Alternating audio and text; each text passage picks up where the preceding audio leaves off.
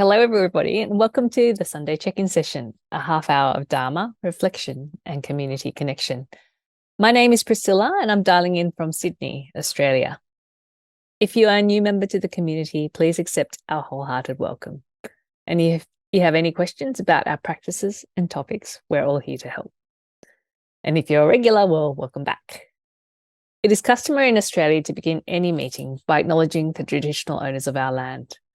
So in the spirit of reconciliation, I would like to acknowledge the traditional custodians of the land on which we walk, study, and reside, the Wodi people of the Dharma Nation. And I pay my respects to elders past, present, and emerging. I also pay my respects to the traditional custodians of the various lands on which you all are. The check-in sessions have been developed by our Communities of Practice team and the entire community. These sessions aim to develop a reflective practice in response to changes.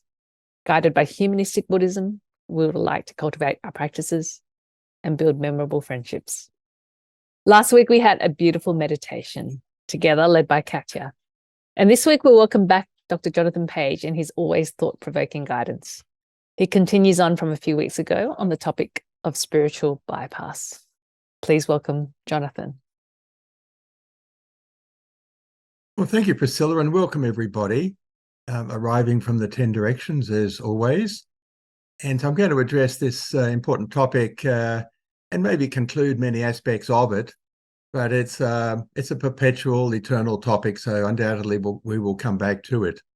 So let's begin with a short meditation so that we can settle our bodies and minds into the most receptive mode. So just sit in the most or adopt the most suitable meditation posture for yourself. Be aware that you are intending to meditate, that the meditation has begun, and that you are looking after your body, ensuring that your body is very comfortable and in a very stable, receptive posture. Gently shut your eyes. And for the limited time that we have, just focus on the way you are right at this moment.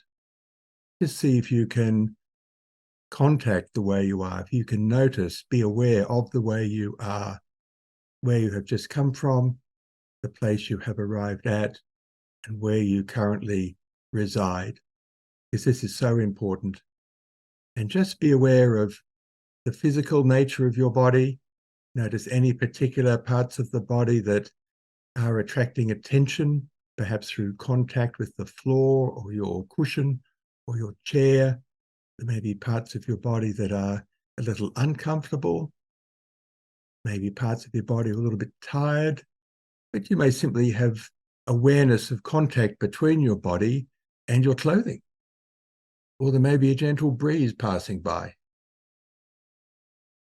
And then move the focus of your awareness onto the way you feel, on your internal realm, on your mind. Do you feel settled, content, relaxed, at peace, in the communication with the world around you? Is there a direct contact between your inner world and the world that we perceive to be outside of ourselves?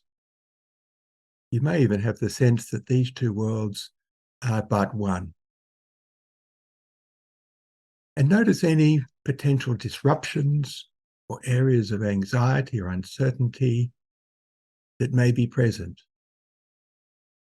Any areas where you might feel a little unsettled. There may be some anxiety. There may be some concern, not only for the present, but for what is coming along in the future. You may have concern in your mind in the present moment for something that happened in the past. To really allow whatever is there to simply arise and notice whatever is there without necessarily labeling or analyzing or explaining, judging or forming an opinion or developing a strategy, just noticing. Just the act of noticing is so important. So just notice in silence for the next 30 seconds or so, whatever is there physical, internal, we could say in the mind, in our spirit, whatever is there.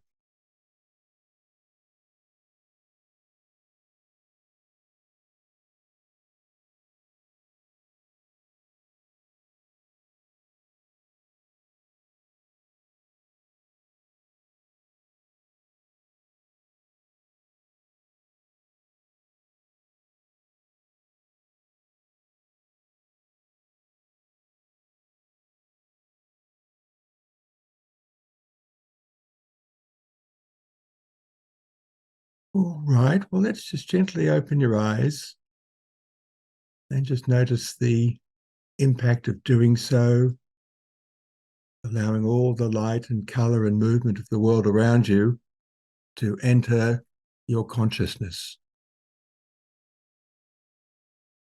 And so let's move on to the next slide. Spiritual bypassing, what can we do? What is spiritual bypassing? I'm just going to repeat an earlier slide for those who weren't here some weeks ago. John Wellwood introduced the concept. He was a very wise Buddhist psychiatrist who died a few years ago. And he introduced this topic, which has been picked up by so many others. And it is a tendency to use spiritual ideas and practices, like meditation, to sidestep or avoid facing unresolved emotional issues, psychological wounds, and unfinished developmental tasks, trying to rise above the raw and messy side of our humanness before we have fully faced it and made peace with it, and thereby stifling our further growth. Next slide. So ideally in life, we would hope to experience loving attunement as we grow up from birth, essentially, unconditional love, close bonding, a secure attachment to a loved one, a parent, the siblings, meaning close emotional ties to other people that promote connectedness, grounded embodiment, co-regulation and well-being. That's what we hope. These factors have powerful impacts on every aspect of our development throughout life and the impact we have on others. A deficiency, however, may cause suffering from an extreme degree, perhaps, or even a moderate degree of alienation, disconnection with our own self and with others, a sense of not being good enough, and feeling unworthy, including unworthy for love. All are aspects of dukkha. The next slide. So we can be someone in adult life who has achieved accreditation, degrees on the wall as certificates, graduation, but somehow be disconnected, sorrowful, uncertain, incomplete, perhaps with a diary here that may not have too many entries.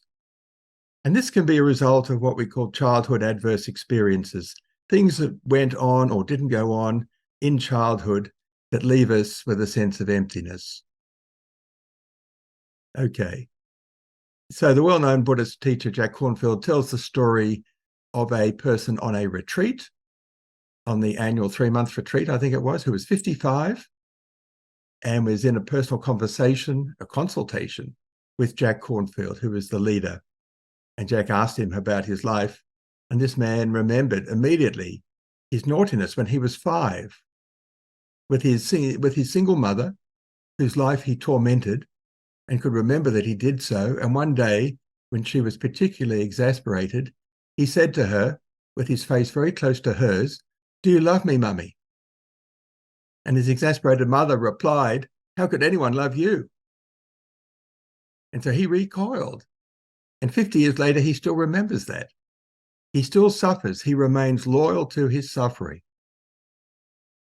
But he'd had enough and he was on a retreat. That's an example. And Mark Epstein, another American Buddhist who's a psychiatrist, wrote in a wonderful book, The Trauma of Everyday Life.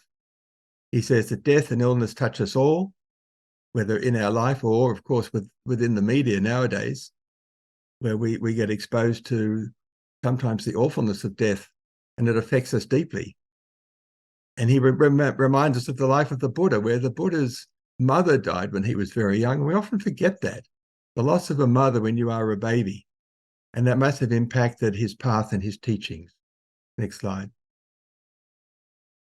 So I'm talking a little bit about what happens in childhood that we might have forgotten about, or maybe not. Children, of course, hide these things away. So the ACEs is the adverse childhood experiences. So we've got the tree up above, which may be flourishing or maybe not.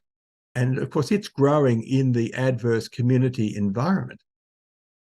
And so we're thinking about maternal depression, emotional and sexual abuse, substance abuse in the home when we're young, violence, homelessness, and so forth, mental illness. And all these, one or more of these affects the majority. In the West, the majority of children, we know that. And three or more affects maybe half, 45, 50%. And then we're in a community which contains poverty, discrimination, inequity, violence, and so much else, including the impacts of climate change and so forth, and pandemics. Okay, let's move on. So just to mention, with adverse childhood experiences, relationships are so important. Not everybody who endures hardships of early life is destined to become psychosocially dysfunctional. People get through it. Something works, something helps. And we know that just one positive, sustained, caring relationship, that's the critical thing that I'm focusing on. It can help us, those of us who are here today, such a relationship, or importantly, we can be of great help to someone else.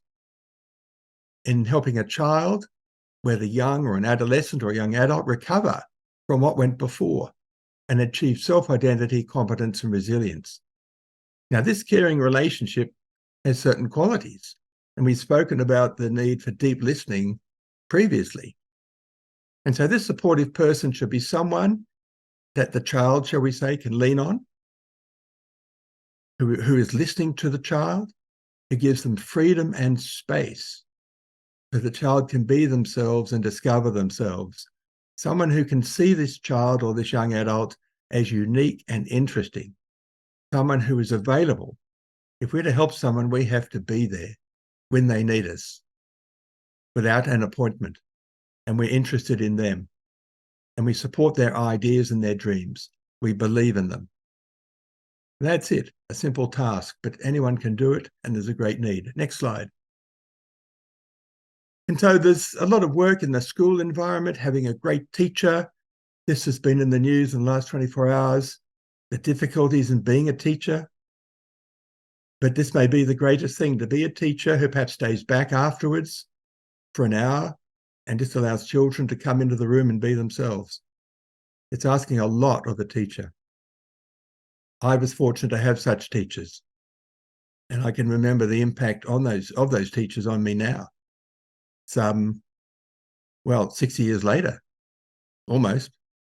And in the military, just to make it extreme, in the military, in the US, it's often disturbed Afro-American people to go into the military for security and safety, often an escape from their family and their social environment.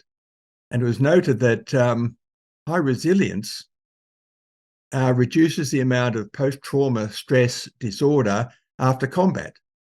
And so much of even the American military nowadays is training their platoon sergeants, believe it or not, to become compassionate individuals who develop these high-quality, specific support techniques to help the young Afro-Americans and anyone who comes into the military. Because you have a captive audience, so much can be done including benefits of the family. Certain family members are critical, spiritual entities, shall we say, and the community. So it's an active effort. Okay, next slide. So what should we do? Let's be wise. And the idea is to develop unconditional presence for the other person. And of course, we may be the recipient of this. And this involves contacting, allowing, opening to, and even surrendering to whatever we're experiencing. So we have an unconditional presence to ourselves. We inquire deeply into our felt experience, which we began to do in the meditation, and we let it gradually reveal itself and unfold step by step in a process sometimes called tracking and unpacking. So uncomfortable feelings must be identified in awareness and then followed Where does it lead? Through some sort of forest, perhaps, and then unpack the beliefs and feelings, challenge them into the unconscious, subconscious realm, and just challenge the beliefs that we had. This is not easy. Next slide. But we can do it with a close companion and maybe the supportive adult that I mentioned. We may say to ourselves, this is suffering, and address this suffering with self-compassion. Self-compassion itself has to be developed. And it's like unraveling a tangled ball of yarn. Different knots are gradually revealed and counted, and we untangle them one by one. So a dear friend can help. We can help our dear friend. And friends can offer each other deep listening, presence, and holding in compassion, and can even share meditation together. So both parties have an opportunity to grow and heal together and become whole. And to some extent, that's what we're doing today. Next slide. So the questions that we're going to address are, in being gentle with ourselves at all times, can you recall times of disappointment, neglect, wounding, or even trauma in your life? Do you recall someone ever deeply listening to your story? Or have you ever listened deeply to someone else's? And was this experience of great benefit to you and to the other person? Okay, Priscilla. Thank you, everybody. Thank you, Jonathan. Thank you, Jonathan, for helping us untangle knots gently and kindly. So now we'll place in groups of 3 to 4 to share and discuss those questions. In this space, we recommend you spend some time getting to know each other and then proceeding with the questions. There will be some Zoom notifications to guide you, but feel free to let the flow of your discussions guide you also. Our sessions are guided by metta, which is unconditional love and kindness for all sentient beings. Let's use these breakout sessions to express and receive loving kindness to and from one another. Take time to pause, to share, and to listen. We'll also ask you to share some of your findings with a larger group at the end of the breakout discussion. But for now, let's go to the rooms for some rich and nourishing discussions. See you all back in 15 minutes. So please share your own experiences, I guess in the area of listening to somebody else and how you benefited as well as helping the other. How do you know that you're being beneficial? I mean, it's you and another person. You're together and you have an opportunity to help each of you, but you're there to serve them. How do you go about it? How do you indicate that you are of service, that you are not hurried, you have time, you're interested, you want to know, that you can tolerate whatever they tell you? And then how do you sustain yourself? And then how do you detect sometimes that you're feeling this wonderful feeling inside of compassion and joy and being alive, that you're with another person and that you are both truly alive in a way that you may never have felt before? And then you both finish, conclude. These sessions have their own lifespan, but of course you meet again, and then you each go away and reflect on what happened. And then you become a little better at doing the same again, like listening. Not only listening, and then eventually, of course, we all need to seek out somebody else who will listen to us. That is so hard, because we think, boy, who wants to listen to me? Either what's happened to me is so pathetic and shameful, who would want to listen, and it would make me feel worse, I'd feel a burden to them. Or you might have this feeling, my trauma is too much for anyone else. I just don't know anyone who can tolerate it, who can receive it and be a benefit to me. And I would have the feeling that I am burdening someone else. I'm traumatizing them, re-traumatizing myself, and so forth. So these are all thoughts, obviously, that go on in our head.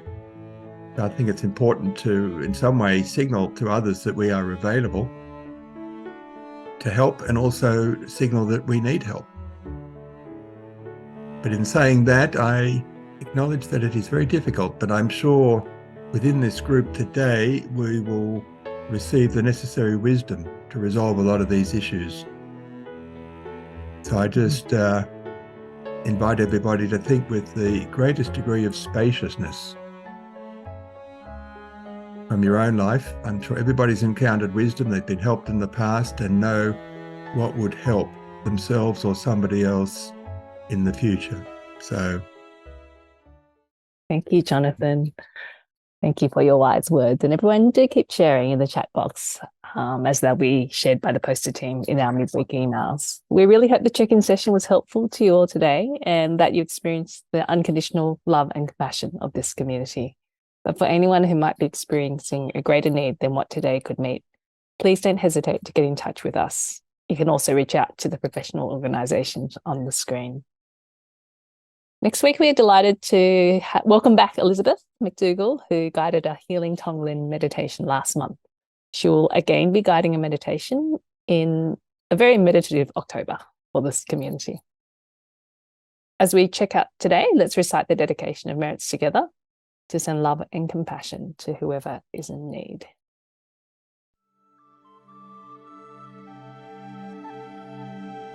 Let us now dedicate the goodness of what you have done to all living beings. May kindness, compassion, joy, and equanimity pervade all worlds.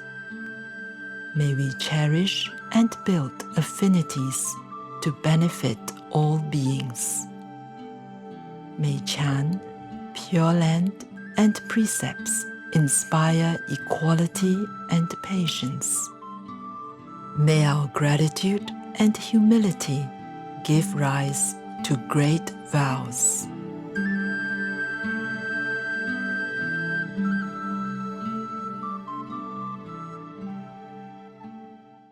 Thank you so much, Jonathan, for your time and generous sharing with us today.